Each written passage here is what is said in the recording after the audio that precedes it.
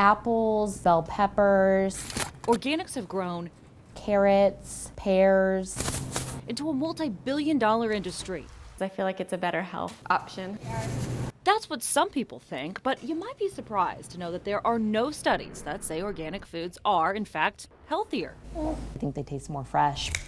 Shoppers are even willing to pay 20 to 30% more for organic. I'd rather be safe anyway and just put something that doesn't have pesticides in my body. By definition, organic does not mean chemical-free. Will Sumner has been a chemist for more than 35 years. It just means that they're grown without the use of synthetic pesticides and fertilizers. He tests produce for the government. Now, that doesn't mean that they're not toxic. So is the more expensive organic food we buy safer than conventionally grown? Congress put into law the Organic Food Production Act in 1990. It requires the Department of Agriculture test organic produce and oversee third-party certifiers all around the world. Oversight of all organic growers who wish to get that USDA stamp of approval. But for 22 years now, that mandated routine testing hasn't happened.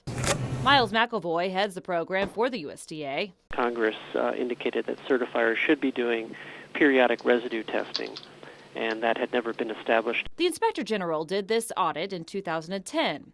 That's when McElvoy found out his agency had never set up any testing procedures as required by law. So we did. The 2 News investigators joined with 10 of our sister stations across the country. We went to various stores and focused on important organic produce. We bought a wide variety, each station buying different products. Here in Green Country, we bought eggplant, avocados, and green onions.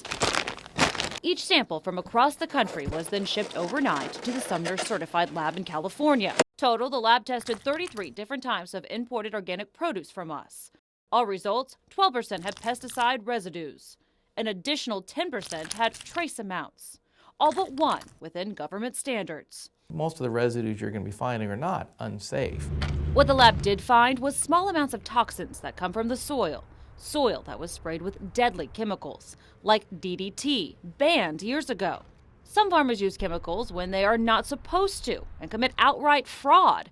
But more often, the problem is cross-contamination. There's a lot of different compounds out there, and these are all drifting in different directions. In addition to conventional pesticides blowing onto the organic farms, Sumner says cross-contamination could also happen in the shipping process. All of our organic produce that tested positive from residues came from Mexico. The mini pumpkins, yellow squash, and tomatoes had small amounts of pesticides. All 3 would be allowed for sale by the USDA. They can't get rid of all of that, but at least it's a lower amount. But the fresh basil had metalaxyl, which Sumner said wasn't legal to use on organics. And the Food and Drug Administration would make all retailers pull that product from shelves. It's actually really surprising to me. The good news? 22 years later, the government is finally setting up testing. The 2 News investigators found this memo from McElvoy requiring all third-party certifiers to start testing 5% of operating farms, both here and abroad. The goal? To discourage mislabeling, prevent residues, and meet consumer expectations. How well that's implemented overseas, can USDA have the staff over there to make sure it's being run the same? That's the question. That testing is supposed to start this year, but it hasn't begun yet. Our tests in the USDA show much lower levels of pesticides on organic produce, but there are no studies that show it's more nutritious or healthier. Marla Carter, 2 News works for you.